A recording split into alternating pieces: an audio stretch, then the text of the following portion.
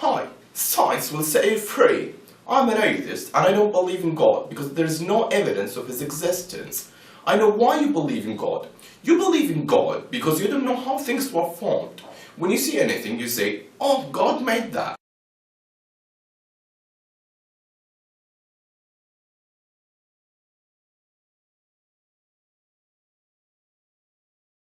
That shows how short-sighted and ignorant you are. You attribute it to God because you don't want to find any other explanation for its existence. You believe in God due to your ignorance. And if there is a God, then who created this God? Well, I really respect you, but I don't agree with what you have said. Do I believe in God because I don't know any other explanation for creation than I attribute it to God? Actually, no. I based my belief in God on knowledge. How? When you see something such as camera, oh come on, this is an old argument. Please let me continue answering you, then you can say what you want. Okay. When you see something such as camera, do you say that camera was designed by someone or was it through a very slow process? Common sense says it was designed by someone. I can't say you are lazy if you would say it was designed by someone because you don't want to think or use your mind. There can't be any other explanation except it was designed by someone. That's what I'm talking about. You base what you know on knowledge. According to life experience and common sense, order doesn't spontaneously arise from chaos. The more complex and ordered the system, the more functional the form, the greater level of intelligence behind it. You agree with me, don't you? Yeah, I agree. When we look at any camera, we know it contains plastic, glass, etc. And we know it all comes from sand and oil. If you found this camera in the desert, can you say this camera came from billions of years of random events? No. Why? As we agreed, order doesn't spontaneously arise from chaos. Good. So what about the origin of the first cell? It's by very slow process. Okay, now let's see if random events or a very slow process could produce one cell or even one protein. Protein consists of amino acids, and there are more than 250 varieties of amino acids in natural.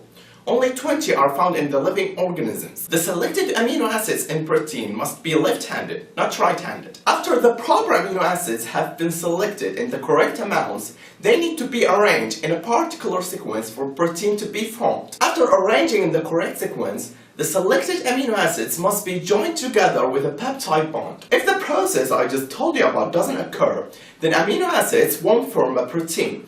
I'll try to make it simple for you to understand by giving you an example. Let's say we have 20 blind men, each with a deck of playing cards. And what we want are 200 playing cards in the correct order, which are a total of 1040 playing cards. The correct order is Ace, 2, 3, 4 up to the 10 of hearts for each blind man. And give each blind man one deck of cards after you're done shuffling them. Then let each blind man to lay out the playing cards in the correct order. What is the chance that one blind man lay out the 10 cards in the correct order? It's quite unlikely, but yet, it's not impossible. Okay, what if there were 2 or 3 blind men? Still not impossible. What if there were 15 or 20 blind men? That's impossible! But let's say that a miracle had occurred and those 20 blind men laid out the playing cards in the correct order. The issue is that those 20 blind men won't be able to know if they laid out the playing cards in the correct order or not. They have no goal or a purpose behind laying out the playing cards. I mean, nothing will stop them if they approach to the correct order because they don't know if they are doing it right. They'll continue. And the same idea applies to amino acids when they come together to form a protein. The deck of cards are like the various amino acids, and the 200 cards in the correct order like the 200 amino acids in the correct order that form the proteins. And blind men are like the random conditions that would assemble the amino acids to form a protein. What will maintain the correct order of amino acids when they approach to the precise order? Well, there is a natural law which controls the order of things. For example, I can't program a software program on the computer which can't direct the playing cards to be in the correct order. But your program has been designed by you. It was designed to choose a certain playing cards that gives us the correct order and to maintain the correct order. So, who wrote this natural law that recognizes and chooses the required amino acids in the exact order and maintains the complex organization of the amino acids? Remember, order doesn't spontaneously arise from chaos. So, the first issue is the impossibility of this grouping in the correct order. The second issue is amino acids are unaware whether they approach the correct order or not. And the third issue is maintaining this in the correct order and also recording the details into code and copying them, then again copying them. Could the very slow process produce such a law like that? Russian scientist Alexander Operin said, "The spontaneous formation of such an atomic arrangement in the protein molecule would seem as improbable as the accidental origin of vowels and need from scattered letters." And all what we are talking about right now is only one protein. All these complexities are only in one protein. How complex do you think a cell that contains hundreds of proteins is? أم خلقوا من غير شيء أم هم الخالقون. Now, let's escape to the biggest issue, which is consciousness. Think for a while of a piece of clay in front of you. Do you think that given a trillion years or infinite time that this clay could suddenly or even gradually become conscious and aware of its surrounding and identity the way you are? It could never happen. And the same goes for any kind of matter. It could never become aware, never think, but your position is that. Are you talking to me, mate? No, I mean, you're talking to me, don't you? Yeah, you. Consciousness can't be something materialistic or physics. It's something different. When you dream, you see some things you didn't choose to see, and it seems like reality. Could all these skills come from the materialistic brain? No. The physicist Leonard Malagno, in an interview in the CNN channel, he brought up this point and said, "There's no physics explanation. In fact, there's no physics explanation for consciousness, and as far as I can tell, I've never seen consciousness even defined in a way that the scientists can really deal with." Also, Richard Dawkins, the most popular atheist and the hero for many atheists, he was asked, "What's the one question you want to most see answered?" He said, "How does subjective consciousness work? How does it evolve? And what's going on?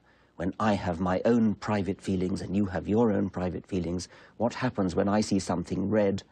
What is it that makes the redness? What is it that makes the smell of onions?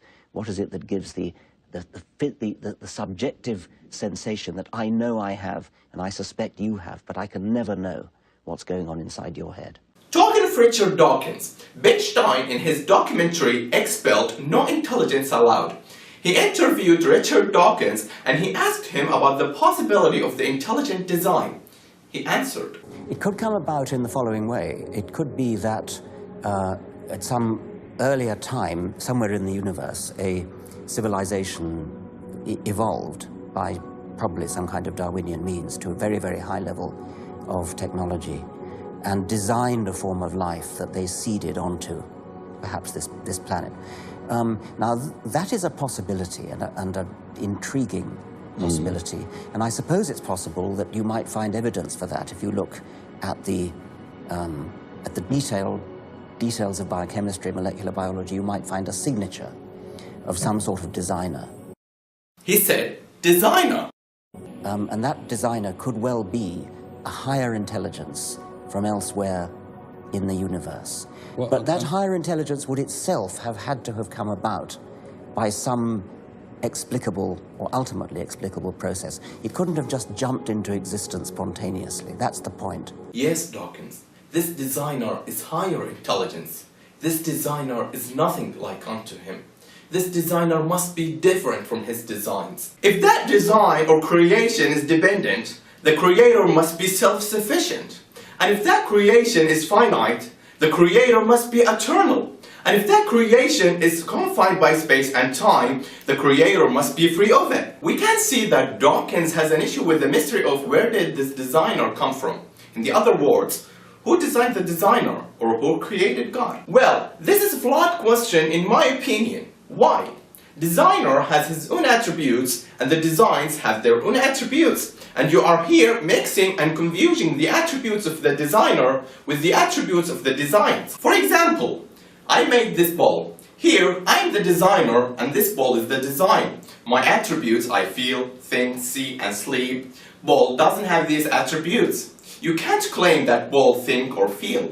And you can't associate the attributes of ball with me. The ball doesn't have the ability to comprehend what I feel or think because its attributes are limited. And the designer has superior attributes than the design. I'll repeat the example, but I'll replace the word me with the word God. And replace the word ball with the word me. God made me. God is the designer and I'm the design. God's attributes are self-sufficient, eternal, and not confined by space and time. I don't have these attributes, and you can't claim that I am eternal or self-sufficient. You can't associate my attributes with God. I don't have the ability to comprehend or imagine that God has no beginning, because my attributes are limited, and the human mind can't comprehend everything. This is something beyond our grasp. هو الأول والآخر والظاهر والباطن وهو بكل شيء عليم. I bear witness that there is no God but Allah, and I bear witness that Muhammad is the messenger of Allah, and I bear witness that Jesus is the servant of Allah and his messenger. Thanks for watching this video, and I do apologize if I said anything wrong. See you later. قل هو الله أحد الله الصمد لم يلد ولم يولد ولم يكن له كفوا أحد